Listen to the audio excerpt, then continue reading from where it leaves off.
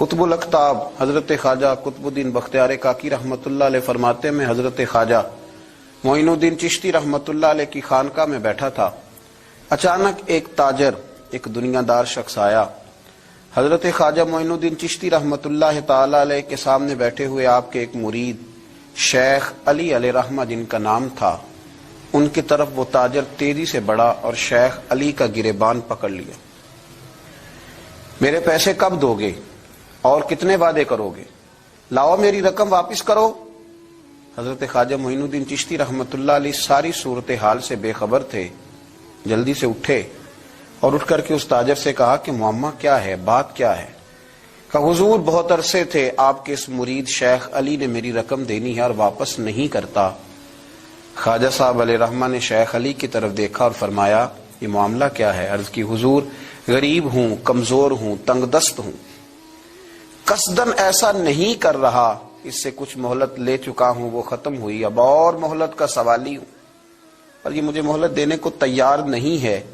خواجہ اجمیر علیہ رحمہ نے اس تاجر کی طرف دیکھا اور فرمایا غریب ہے، مجبور ہے، اس وقت تنگ دست ہے، اس کو کچھ مہلت دے دو، یقیناً تمہاری رقم لوٹا دے گا۔ اس نے حضرت خواجہ علیہ رحمہ کے ساتھ بھی توہین آمیز لہجہ معاذ اللہ اختیار کیا، ابھی لے کر کے جاؤں گا، پوری رقم لے کر کے جاؤں گا، ورنہ نہ صرف یہ کہ اسے رسوا کروں گا بلکہ میں اسے بازاروں میں کھینچوں گا۔ خواجہ قطب علیہ رحمہ فرماتے ہیں جتنے لوگ وہاں بیٹھے تھے ان سب کی طرف جب شیخ علی دیکھتے تو کمزور پڑتے، روتے، میرے پیر بھانیوں کے بیچ آ کر سرعام اتنے لوگوں میں میری اتنی رسوائی کر ڈالی۔ خواجہ اجمیر نے اپنی اس مرید کی آنکھوں میں جب آنسو دیکھے تو بڑا ہی دل نرم ہوا، اس کو کہا کچھ مہلت دے دے، اس نے کہا نہیں نہیں مجھے تو ابھی اپنی رقم چاہیے۔ خواجہ صاحب رحمت اللہ علیہ نے زمین پر چادر بچھائی، چند سکے جیب سے کیا نکالے تھے کہ اللہ تبارک و تعالیٰ نے بھرے خزانوں سے دولت عطا فرمایا، یہ ہے تمہاری رقم، اٹھاؤ اور لے جاؤ۔ تمہیں فقیروں کو اس طرح رسوا نہیں کرنا چاہیے تھا، تمہیں خانقاہوں میں بیٹھے ان سادہ اور کمزور لوگوں کے ساتھ یہ رویہ روا نہ رکھنا چاہیے تھا۔ یہ کہا اس شخص نے پیسے اٹھانے شروع کیے اور اٹھاتے اٹھاتے نا جب اس کی نظر زیادہ مال پہ پڑی تو کچھ زیادہ پیسے بھی اٹھا لیے، ذرا نظر بچا کے دیکھتا کہ خواجہ صاحب دیکھ تو نہیں رہے، کچھ زیادہ رقم ہتھیائی اور وہ چلتا بنا۔ حضرت خواجہ علیہ رحمہ نے شیخ علی کو تھپکی دی، فرمایا اللہ نے تمہاری عزت رکھی، پر ایک بات میری یاد رکھنا، جب بھی بھروسہ کرنے کو دل ہوا، جب بھی کسی طرف سہارا ڈھونڈنے کا دل ہوا تو یا خدا کی طرف دیکھنا یا محمد مصطفیٰ کی طرف دیکھنا صلی اللہ علیہ وسلم۔ یہ کیا درویشوں کا کیا کام کہ وہ دنیا داروں سے پیسے لے اور دنیا داروں کے ساتھ معاملات کرے، تمہاری یہ روش اچھی نہیں، لیکن اللہ نے تمہارا وقار رکھا۔ خواجہ قطب کہتے ہیں وہ بات تو ختم ہو گئی، لیکن شیخ علی کے چہرے پر کئی دنوں تک افسردگی رہی، وہ ان سب لوگوں کو پلٹ پلٹ کے دیکھتے جن کے سامنے آ کے اس نے گریبان پکڑا تھا تو بیچاروں کی طبیعت بگڑتی، دل پہ افسوس ہوتا، اس کو ایسا نہ کرنا چاہیے تھا، میری غریبی کا یوں مذاق نہ اڑاتا۔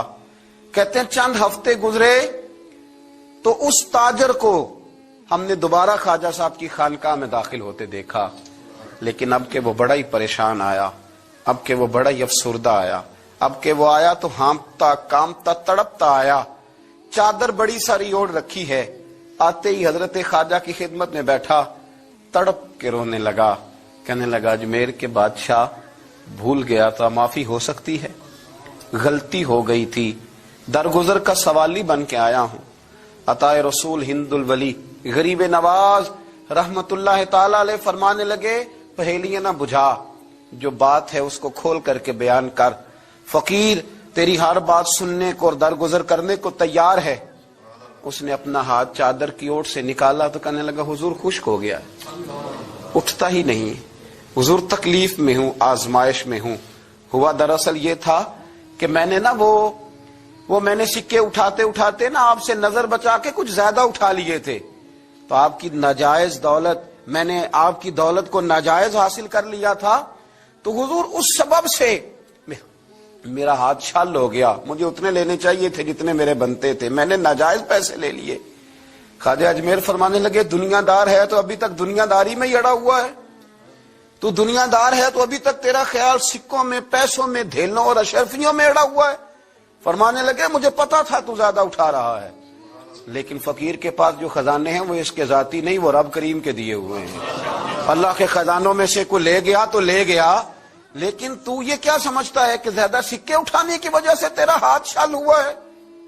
یہ اس لیے تیرا ہاتھ خشک ہو گیا ہے کہ تو نے ایک فقیر اور درویش کو بھرے مجمع کے اندر رسوا کر ڈالا تھا۔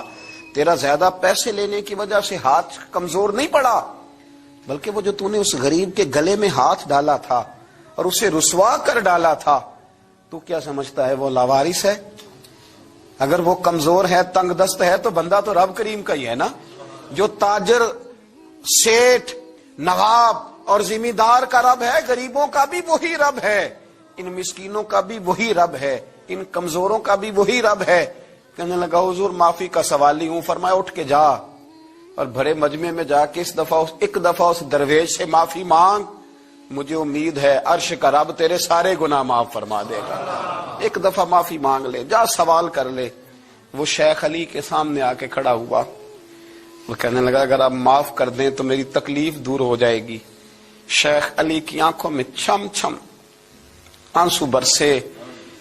کہنے لگا آپ نے معاف کیا کہ نہیں کیا؟ کہنے لگے یار تو تاجر ہے، تو ذمہ دار ہے، تیرے دل میں پتہ نہیں کیا تصور ہے، پر میں نے تو معاف کرنا ہی ہے، اس لیے کہ نہ میں تاجر ہوں، نہ میں ذمہ دار ہوں، نہ میں دنیا دار ہوں، میں تو غریب نواز کا ماننے والا ہوں۔ میری مجبوری یہ ہے کہ جس شخص کا میں نوکر ہوں نا، اس نے سکھایا ہی معاف کرنا ہے۔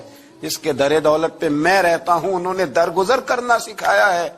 ادھر جب معافی ہوئی تو خواجہ اجمیر نے تھپکی بھی دی، دعا بھی فرمائی، رب کریم نے شفا عطا فرما دی۔